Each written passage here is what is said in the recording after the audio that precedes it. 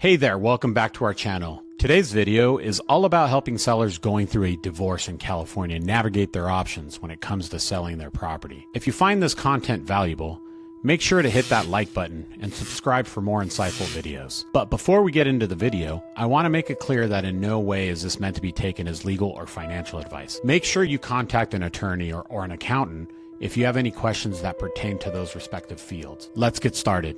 Understanding community property laws. If you're divorcing in California, it's crucial to understand the community property laws.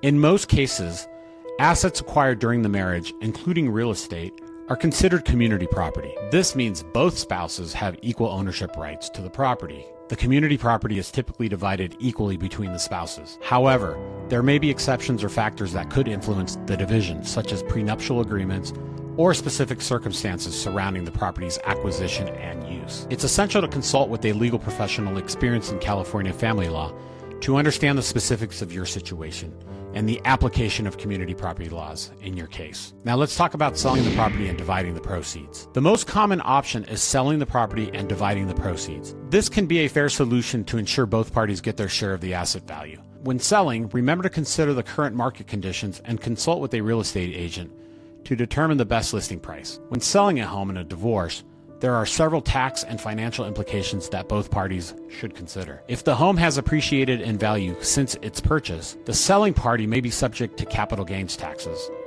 A married couple can exclude up to $500,000 of capital gains from taxation if they meet certain ownership and occupancy requirements. However, this exclusion may not apply after the divorce, and each individual will have a $250,000 capital gains tax exclusion. Mortgage and loan responsibilities. Selling the home means both parties need to address their outstanding mortgage or loan obligations. If there's an existing mortgage on the property, they'll need to decide how to handle the remaining loan balance and ensure it's paid off appropriately. The division of proceeds from the home sale will depend on the property's ownership and community property laws in California. Each party's share of the home's equity should be determined according to their contributions or the divorce settlement.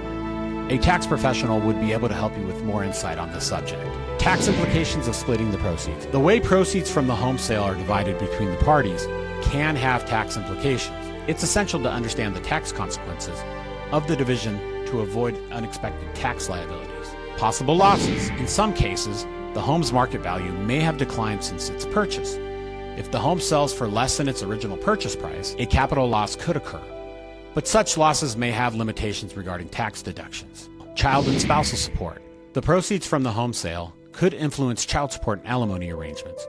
In some cases, these financial considerations are tied to the selling of the marital home. Buying new homes.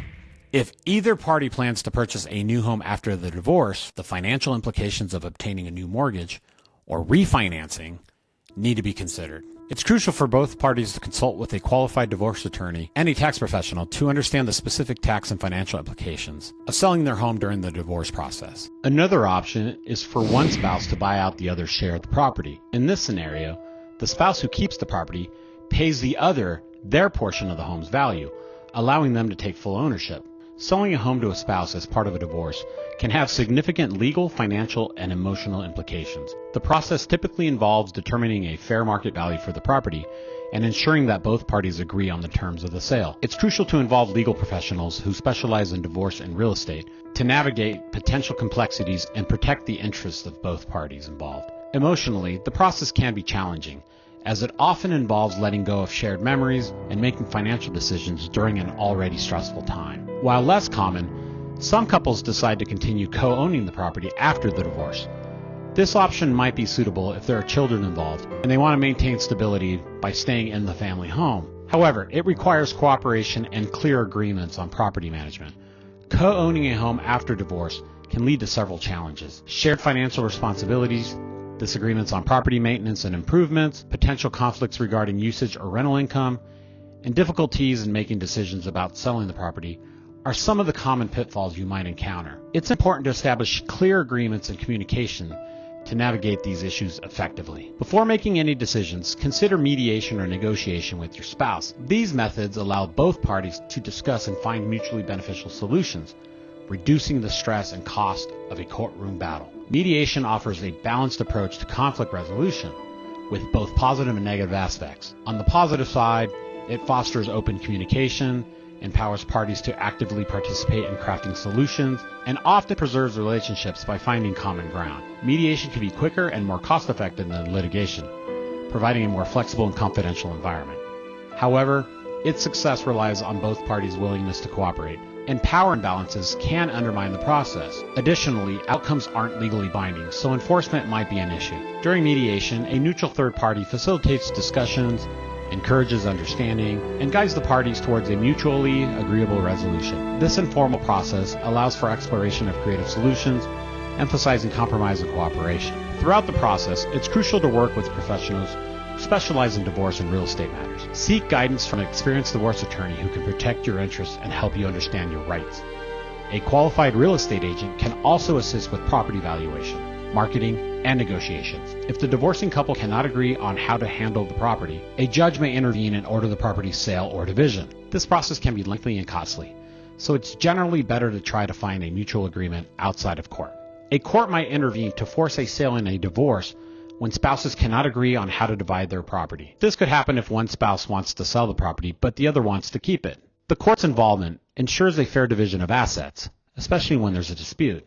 The court might consider factors as financial need, contributions to the property, and the best interest of both parties involved. The sale might be ordered to ensure an equitable distribution of assets and resolution of the divorce proceedings. Going through a divorce is undoubtedly challenging, but knowing your options as a seller in California can make the process smoother. Remember, every situation is unique, so consider seeking professional advice tailored to your specific circumstances. If you found this video helpful, give it a thumbs up and subscribe to our channel for more informative content. Thanks for watching, and we'll see you in the next video.